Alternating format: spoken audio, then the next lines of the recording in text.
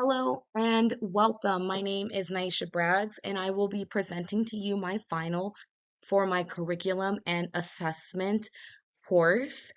On the screen, you will see my purpose statement, which says the purpose of this presentation is to show true understanding when it comes to child observation and the assessment tools teachers have at their fingertips. What are those assessments and why are they important? Allow me to present to you that information today in my child observation community presentation documentation panel. Before moving on, I do want to state my purpose and commitment as a teacher.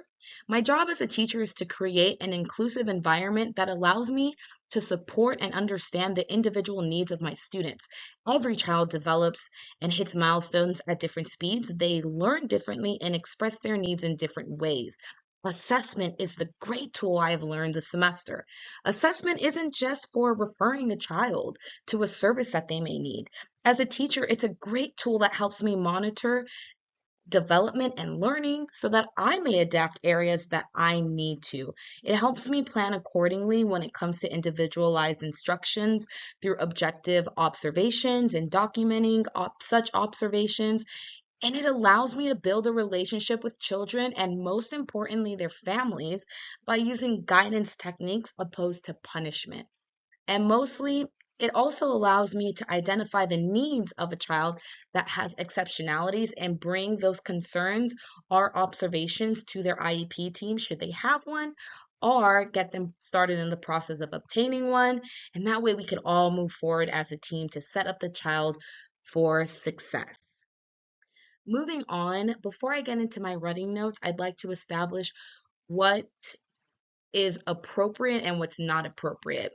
So it is appropriate to have objective running notes. It is not appropriate to have subjective running notes. And subjective running notes is things like, oh, the boy looks happy playing in the field. We have no idea if he's happy or sad. So let's go through the running notes of which I have up on the screen. Child is interacting with a yellow ball. Is that objective? Yes. Child is outside. Is that objective? Yes. Child has his right foot back and is balancing on his left leg. Yes. Child has both arms extended out. Left is extended back and right arm is extended forward. Objective, yes. Child is upright, yes. Child is wearing sandals and socks. These are all great examples of objective running notes. Now, to the left of the screen, you'll see my GELEDS, the GILDS indicator. Now, the ones that I chose, I feel go really well with the picture. So we have demonstrating physical development and motor skills and approaches to play and learning. Both of these show that it supports the child kicking the ball, which then shows the ability to maintain balance and coordination. Then we have the child is obviously playing independently and outside, which also shows a curious nature and his initiative to play by himself and outside. Next, we have fine motor skills. Now, I'm not going to run through all the running notes, but again, these are all objective running notes, things that anybody can see and see for it to be true. Now, these indicators I truly, truly enjoyed researching and looking up because the child is showing the ability to not only stack the wooden blocks or the blocks, but it also shows he is able to utilize his skills when it comes to planning and problem solving. In regards to fine motors, it's important to remember that one day they'll be pushing around the small object, and the next day, maybe they'll be picking up the small objects. Development, like I said, they run and hit at different times, but they do tend to excel pretty quickly. Building blocks, turning pages, improving scissor skills, all fine motor. Moving on to cognitive, again, you have my running notes again. They are all objective. Now, these two indicators are in regards to play and whether you're interacting with yourself or with others or with puppets.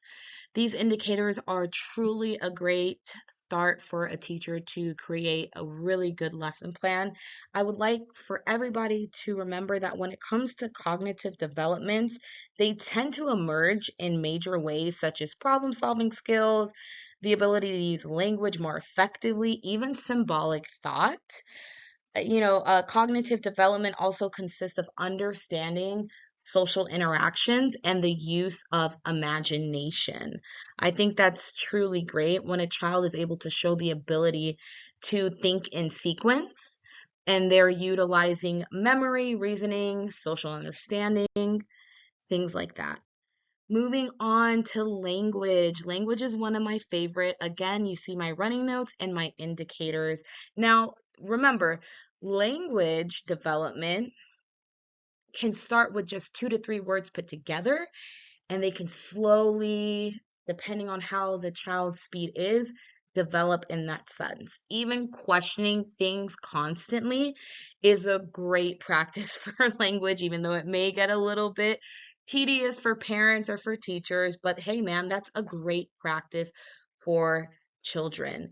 Now we have our little helper here, and she seems to be singing a song. Notice how that is not in my running notes because technically I don't know if she is, but it looks like she's holding a microphone and she's engaging, and these indicators support that as well. When a child is singing, they're practicing vocabulary, sentence structure, and expressive language.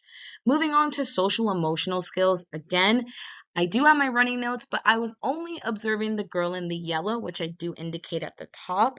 Social emotional development is when a child is developing their social emotional skills. They begin to have a wide range of emotions. They develop sense of self. They show empathy, and they even start engaging more with their peers. And if they don't engage more with their peers, they definitely want to and they may not know how. These indicators are great because it shows the support in having positive interactions and understanding rules and how to follow them. Next, we have self-help, probably a parent and teacher's favorite, but this is the developmental stage where children begin to want to do things by themselves. They want to dress and feed themselves. They want to use the toilet by themselves. They also want to clean up after themselves. Of course, these things definitely need to be taught and shown, but it truly is an honor to watch children go through this developmental stage. Now you'll see my running notes as well and my indicators. They're all supporting what I said. The great thing about self-help is it curates an environment for independence. Now, here are my assessment tools for every developmental stage. I have on the right the assessment tools that teachers can use. These are big, big deals, from checklists to work samples, running records. All of these assessment tools help a teacher be able to calibrate and to stay informed. Now, it's a lot of information up here, but we're going to just kind of break down through. Learning centers are truly important for a child and their development. As you see, I have interactive center for gross motor. I have arts and crafts for fine motor. And again, interactive develop for cognitive development and language. I have theater center. All of these toys that you see pictured here are the perfect tool to help children develop and fine tune their fine motors. From pom-pom sorting with even doing beading, that's great for fine motor. We have interactive toys such as like wooden shapes and sorting cubes and pattern blocks. Great again for cognitive development. For gross motor, we have, of course, balancing on steps because gross motor is all about balance and staying upright, strengthening those muscles and language. We have storytelling and alphabet puzzles. And lastly, we have the social emotional. We have a theater center, and I actually picked theater center or a designated area for both. In regards to self-help, it's always great to have a self-help area that allows children to become more independent for themselves, and of course, using dolls and puppets as well. Lastly, we have teacher support. To the right, these are all the things I would personally do and recommend for other teachers to do in order to support their students in their development. Of course, make sure they are all developmentally appropriate. These are my references. Thank you so much for coming to my presentation.